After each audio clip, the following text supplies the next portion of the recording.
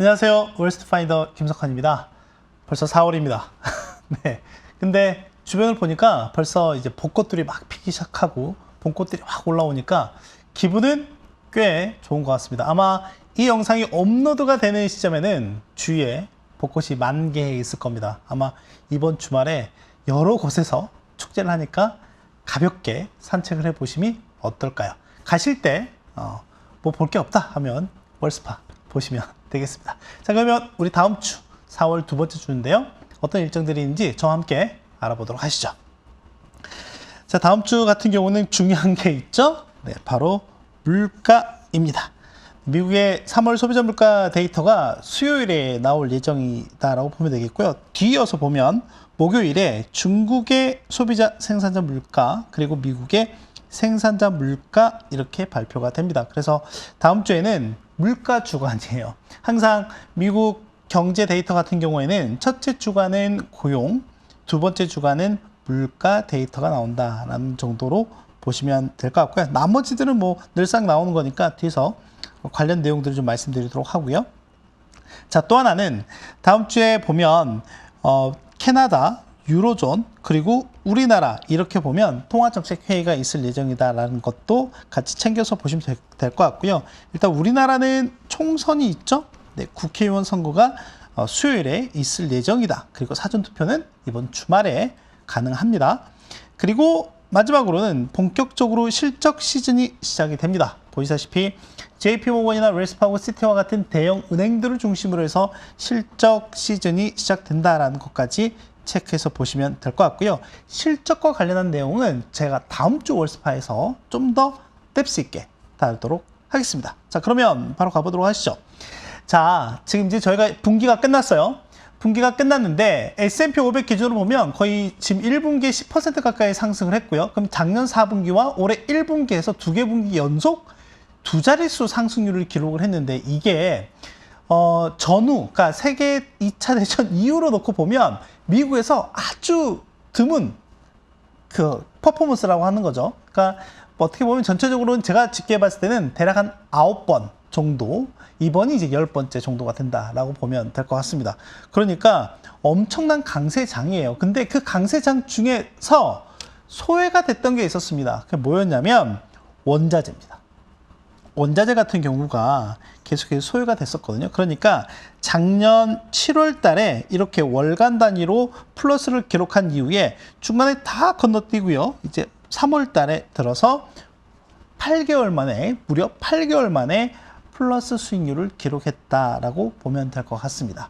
그런데 원자재 가격의 상승은 장점과 단점이 있습니다. 그래서 앞으로 이게 장점으로 부각이 될지 단점으로 부각이 될지는 좀 더 우리가 시간을 두고 지켜봐야 되긴 하겠지만 일단 장점을 말씀드려보면 결국엔 원자재 소비가 많아진다라고 하는 거는 경기의 사이클이 그만큼 좋다라는 걸로 이해를 하실 수가 있어요.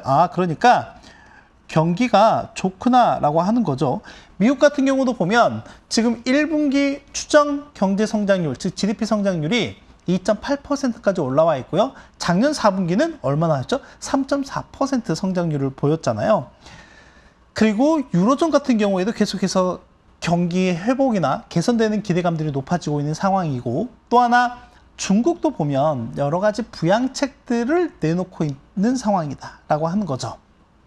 반면에 단점이라고 본다면 뭐가 있냐면 지금 시장의 가장 중요한 이슈는 뭡니까? 바로 물가잖아요. 물가인데 이 원자재 같은 경우에는 소비자들이 직접적으로 컨택하는 건 아니죠. 그렇다라고 하면 이 원자재 가격 상승이 생산자 물가에 직접적인 영향을 미치게 되고요. 이게 일정 기간 시차를 두고 소비자 물가에 반영이 된다라고 하는 거예요. 자, 그러면 여기서 우리가 던질 질문은 뭐냐면 자, 2021년 하반기부터 작년 하반기까지 이렇게 높은 산을 그렸던 이제 물가의 경로가 지금 대단히 좀 이런 모습을 보이고 있다라고 하는 거죠. 자, 그런데 이렇게 원자재 가격이 올라가면서 생산자 물가에 압력을 주고 소비자 물가에 압력을 주는 이런 시차를 고려해 본다라고 하면 향후에 이게 이 물가의 경로가 더 울퉁불퉁해질 수도 있고 아니면은 이렇게 올라갈 수도 있는 그런 걱정도 있다라고 하는 거죠. 그러니까 지금 저희가 여기서 말씀드리지 않은 건 뭐죠? 물가가 이렇게 계속 떨어질 거에 대해서 말씀 안 드렸잖아요. 오늘 키는 바로 여기에 있습니다. 말씀드리고자 하는 키는. 자, 지금 보면 브렌트유 같은 경우에는 거의 배럴당 90달러까지 현재 근접해 있는 상황이다라고 보면 될 것 같고요. 그래서 최근 5개월 내, 그러니까 작년 연말 이후에 가장 높은 수준까지 올라와 있다. 금은 엄청납니다. 온스당 2,300달러를 넘었습니다. 네, 그래서 지금 이제 우리나라에서도 금 한 돈, 돌잔치나 이럴 때 가서 살려면 이제 50만 원 돼야 된다라고 하는 거잖아요. 그래서 제가 얼마 전에 알아봤을 때 대략 한 2,200달러를 상회했을 때 알아봤을 때 우리나라에서 금 한 돈 살 때와 팔 때의 그 가격차, 그게 대략 이제 스프레드라고 우리는 보통 얘기하잖아요. 그게 한 8만 원, 8, 9만 원까지 갔었던 적 같아요. 근데 지금은 더 올라갔으니까 네, 한 돈에 시세가 50만 원도 훌쩍 넘어가지 않을까 싶네요. 아무튼 지금 보면 금가 같은 경우는 올해 들어서만 무려 12%나 상승을 했습니다. 뭐 대표적인 인플레이션 헤지 자산이기도 하고 또는 어떤 경제 그러니까 매크로의 불확실성이 좀 더 높아지는 시점에서 보면 안전자산으로서 또 각광을 받기도 하죠. 자, 그런데 이제 여기에 약간 뭐 미묘한 차이는 있기는 합니다. 뭐냐면 우리가 금은 대표적인 안전자산으로 얘기를 하고 브렌트유 같은 국제유가는 대표적인 위험자산으로 분류를 하는데 지금 이 두 개가 동시에 가고 있는 되게 비정상적인 상황이 현재 진행 중에 있다라고 하는 거죠. 근데 각각의 이유들은 다 있기는 합니다. 아무튼 금 가격도 잘 가고 있다. 그리고 구리 가격도 보면 거의 지금 1년 내 가장 높은 수준까지 올라와 있다라고 하는 거죠. 그러니까 이거 같은 경우는 앞서 말씀드렸지만 일단 글로벌 경기가 전체적으로 좋아질 거야 라는 이런 기대감, 그리고 수급적인 부분이 금은 좀 더 큰 영향을 미치고 있고요. 공급 측 요인 같은 경우도 보면 브렌트유와 같은 국제유가에 영향을 미치고 있다는 걸로 정리하시면 될 것 같아요. 자, 그래서 지금 움직임을 보면 뭐냐면 달러 인덱스 같은 경우는 최근에 강세의 모습을 보이다가 요 며칠은 좀 이렇게 둔화되는 모습을 좀 보이고 있어요. 왜냐하면 유로존이 상당히 좋습니다. 유로존이 상당히 좋다 보니까 유로화가 강세로 가고 있는 모습, 그래서 상대적으로 달러 인덱스가 약세를 보이고 있는 상황이다 라고 보면 될 것 같고요. 다만 이제 달러 인덱스의 절대적인 레벨 자체는 그렇게 높지 않지만 결국엔 환율이라고 하는 거는 상대적인 교환 비율인 거잖아요. 그런 관점에서 보면 지금 일본의 엔화라든지 또는 우리나라의 원화 이런 것들 또는 위안화 이런 통화들이 대체적으로 약세를 보이고 있다라고 하는 거죠. 약세라고 하는 거는 우리나라 따지면 달러 환율이 상승하고 있다라고 하는 거예요. 이제 그렇게 되면 환율이 상승했을 때 미치는 영향도 있습니다. 뭐냐면 아까 보셨던 것처럼 우리나라 같은 경우에 대표적으로 원자재 수입을 많이 하잖아요. 특히 원유 같은 거. 그랬을 때 안 그래도 지금 유가가 상승을 하고 있는데 여기에 환율까지 녹록지 않은 상황이다라고 하면 수입 물가가 높아지게 됩니다. 수입 물가는 시차를 두고 소비자 물가, 생산자 물가에 영향을 미치게 됩니다. 그러니까 되게 복잡한 상황이 지속이 되고 있다라고 하는 거죠. 이제 그러다 보니 뭐냐면 지금 시장에서는 일부 금리 인하에 대한 기대감이 다소 좀 후퇴되는 모습들이 있다라고 하는 거고요. 그런 부분들이 뭘로 나타나고 있냐면 장기금리 상승으로 나타나고 있습니다. 뒤에서 좀 더 말씀을 드리긴 할 텐데 지금 미국의 10년물 국채금리나 뭐 20년, 30년물 국채금리가 대략 4.3에서 4.6% 레인지까지 갔다라고 하는 거죠. 이게 지금 작년 연말 때 어느 시점까지 갔었죠? 10년물 기준으로 3.8%대 초반까지 내려갔었는데 지금 이게 한 50bp 이상 올라와 있는 거예요. 부담스러운 거죠. 기본적으로 금리가 계속 높은 상황이 된다라고 하면 초기 시점에는 모르겠지만 이게 중기, 장기로 가게 되면 금리 리스크에 노출되는 부분들이 여러 갈래에서 나타나게 됩니다. 당장 가계 입장에서 보면 제가 2%, 3%대 빌렸던 대출을 다시 리파이낸싱 한다고 할 때 어떻게 되죠? 금리가 올라가게 되잖아요. 그랬을 때 지금 같은 경우에는 5%, 6%가 넘어간다라고 하는 거죠. 실제 시장에서는 더 높죠. 미국의 모기지 금리가 거의 지금 7% 이상 되는 거니까요. 부담스러운 거죠. 그리고 특히 우리나라 같은 경우는 어떻죠? 물론 3.5%의 기준금리 동결이 꽤 오랫동안 지속이 되고 있는 상황이긴 하지만 시장 상황에 따라서 변동금리잖아요. 근데 그에 따라서 우리나라도 금리에 노출되는 리스크가 커져가고 있는 상황이긴 하다. 그 와중에 부채가 계속 늘고 있다라고 하면 더 심각한 얘기가 되겠죠. 네, 이런 것들입니다. 그래서 전체적으로 보면 장기 금리가 왜 올라가고 있느냐라고 했을 때 아까 말씀드렸던 것처럼 물가 경로가 좀 되게 불확실해지고 있는 상황이다라고 하는 거고, 또 하나는 연준 자체도 장기 기준금리를 상향을 했죠. 원래 보통 보면 연준은 2.5%의 장기 기준금리를 얘기를 하고 있죠. 그리고 물가를 2%라고 하면 이 차이, 예전에도 한번 설명해 드리긴 했지만 이 차이가 바로 0.5%포인트였잖아요. 요게 뭐냐면 요게 뭐죠? 실질 중립금리다라고 보면 될 것 같습니다. 그런데 지난 3월 FOMC 이후에 이 장기 금리 레벨을 얼마까지? 물론 아주 조금이긴 합니다. 2.6%로 상향을 했고요. 파월 의장이 이런 얘기도 했어요. 우리가 팬데믹 이전에 봤던 금리 수준으로 회귀하는 거는 어렵지 않을까라고 얘기했고요. 며칠 전에 클리브랜드 연은 총재인 로레타 메스터 같은 경우에는 야, 이거 장기 기준금리가 2.5%가 아니라 한 3% 정도도 될 것 같아 라고 이렇게 얘기를 했어요. 자, 그러면 이거는 어떻게 되죠? 이 3%라고 하게 되면 만약에 이 물가, 기준 물가를 2%로 놓고 본다라고 하면 어떻게 보면 실질 중립금리가 1%포인트로가 되는 거잖아요. 이 말인즉슨 향후 물가에 대해서 어느 정도, 그러니까 물가가 굳이 2%까지 가지 않아도 된다라는 거를 우회적으로 얘기한 거다라고 볼 수 있습니다. 아, 어렵다. 그러면 이렇게 생각하시면 됩니다. 물가 굳이 2%까지 가지 않아도 된다. 라고 하는 거죠. 근데 그게 어떻게 나타난다? 장기금리 상승으로 나타나는데 이거는 실제로는 증시에 부담이 됩니다. 왜 그러냐면 저희가 지금 최근 한 2, 3년 동안의 미 국채금리의 움직임을 보면 가장 중요한 이제 벤치마크가 10년물과 2년물이잖아요.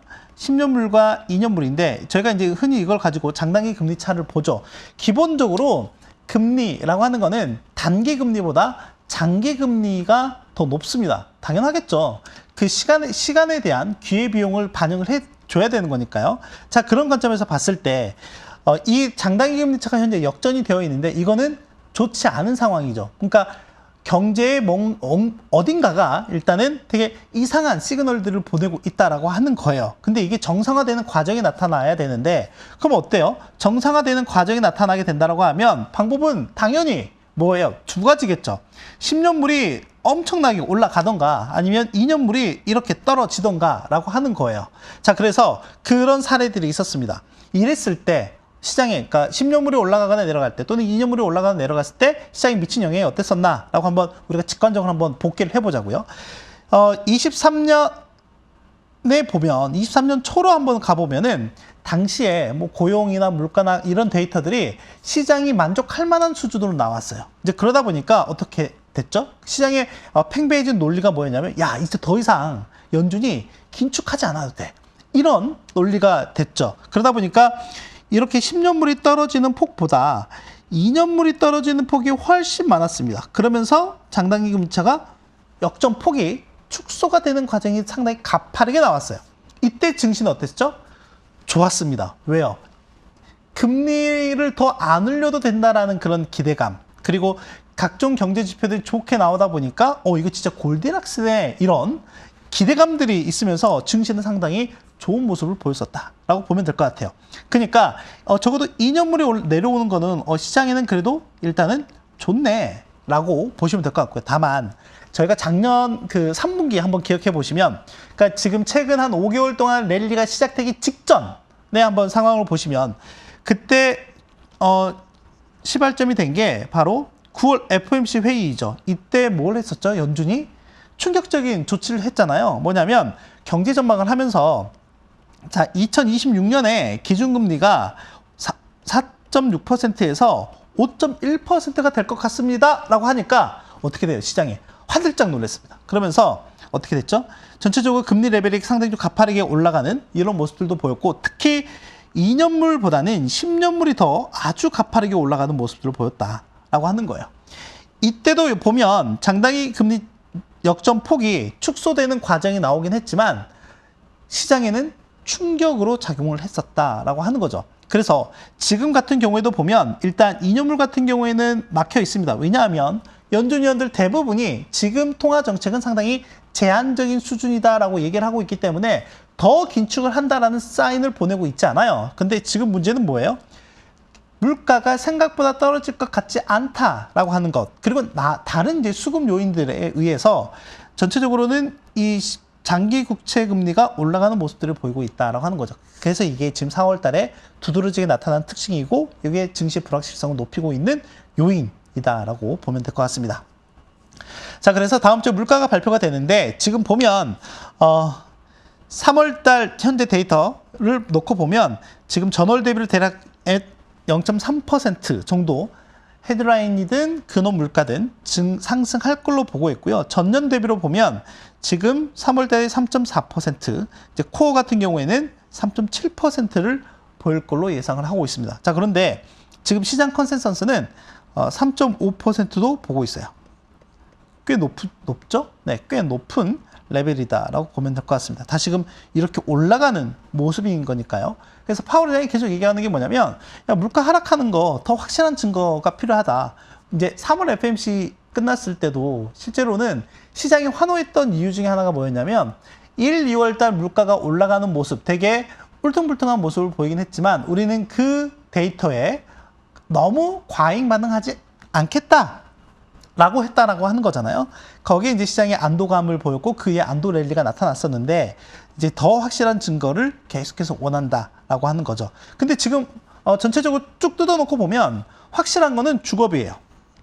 네, 주거비는 확실합니다. 왜냐하면 보통 이제 평균적으로 1년 정도의 시차를 두고 주거비가 이제 하락하는 모습을 좀 보이고 있는 상황이죠. 그런데 계속 말씀드리긴 했지만 이게 당장 한 3개월에서 5개월 정도는 주거비 하락이 완연하게 나타나긴 하겠지만 그 이유는 되게 불확실하다. 왜냐하면 최근에 주거비 가격 관련한 데이터들이 전체적으로 어떻게 됐죠? 전년 대비로 완만하게 올라오는 모습들을 보이고 있고 전월 대비로도 계속 상승하는 모습을 보이고 있기 때문에 그렇다라고 여러 차례 말씀을 드렸던 것 같아요.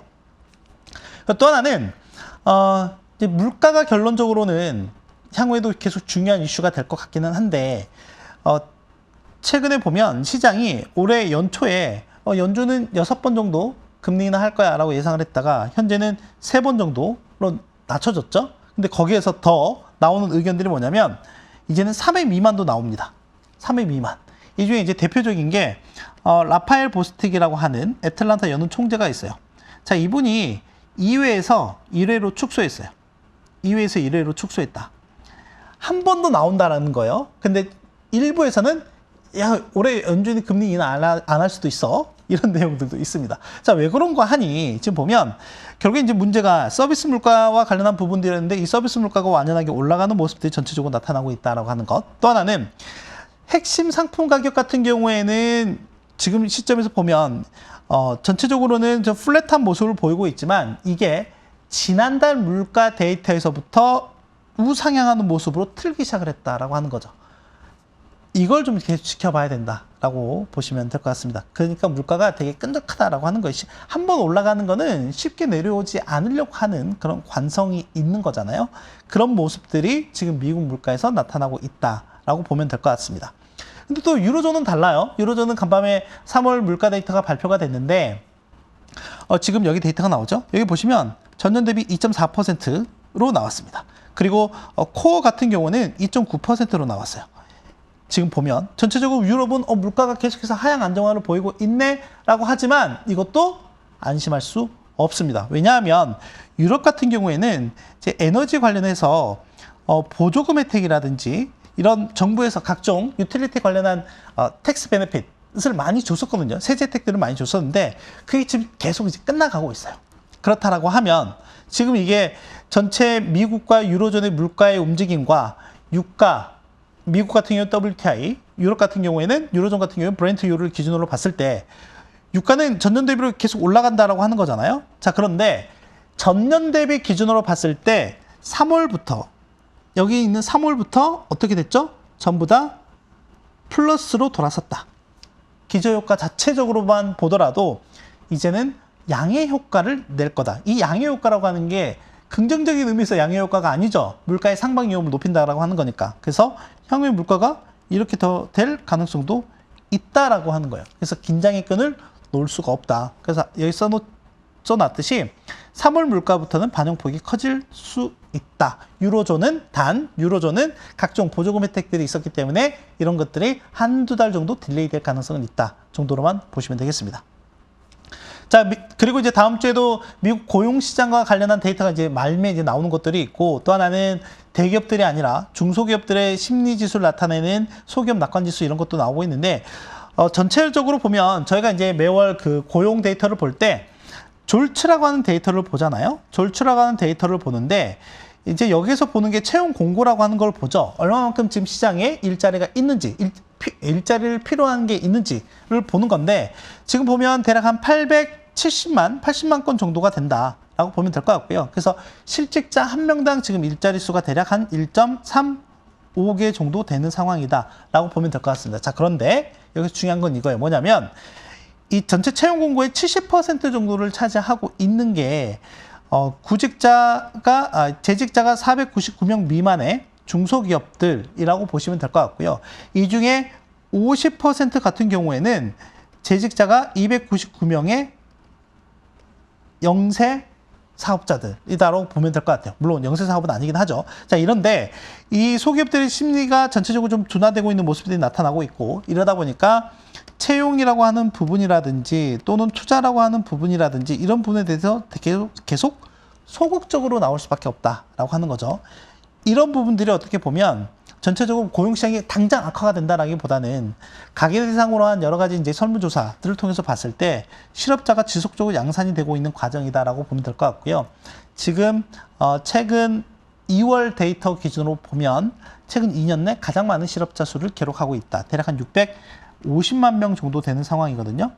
650만 명 정도 되는 상황이다라고 보면 될 것 같고, 이렇게 되면 전체적으로 컨퍼런스 보드에서 나오는 고용 동향 지수는 계속 우하향하는 모습을 좀 보이고 있고, 이에 따라서 실업률 같은 경우도 점진적으로 올라가는 모습을 취하고 있다라고 보면 되겠습니다. 그래서 파월 의장이 이제는 물가뿐만이 아니라 뭐까지 보겠다?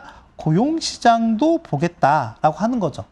그래서 기준금리 인하의 여건을 만들어줄 수 있는 게 뭐냐면, 혹시나 고용시장이 악화되는 모습이 나오게 된다라고 하면 기준금리 인하하겠다라고 하는 전제 조건을 최근에 계속해서 언급하고 있다라는 것까지 체크하시면 되겠습니다. 네, 오늘도 열심히 달려왔는데요. 빠르게 한번 정리해 보도록 할게요. 범피로드입니다. 보시면 미국의 장기금리가 상승을 하고 있어요. 이거는 증시에는 그렇게 우호적인 거는 아니다라고 말씀을 드렸습니다. 그래서 원자재가 8개월 만에 플러스 수익률을 기록을 했는데 유가, 구리, 금 등등 다 올라가고 있다라고 하는 거죠. 이거에 긍정과 부정의 요인들이 있기는 하다. 그래서 결국에는 이제 무게를 달겠죠. 무게를 이렇게 달 겁니다. 달아서 어떤 게 더 무거운지 가벼운지에 따라서 긍정 요인과 부정 요인 중에 어떤 게 더 무게가 더 나가는지에 따라서 시장의 방향성이 달라질 가능성이 높다라는 걸로 보시면 되겠고요. 다음 주에 이런 이슈들이 있고, 여기는 따로 적지 않았지만 실적 시즌이 본격적으로 킥오프 된다라는 것. 그래서 실적 시즌에 우리가 어떤 부분들을 주요하게 봐야 될지는 다음 주 월스파에서 말씀드리도록 하겠습니다. 네, 이제 따뜻한 날씨가 돌아왔으니까요. 기지개 켜고 야외에서 활동들도 많이 하시길 바라겠고요. 월스파도 꼭 챙겨보셨으면 좋겠습니다. 저는 그럼 다음 주에 뵙겠습니다. 안녕!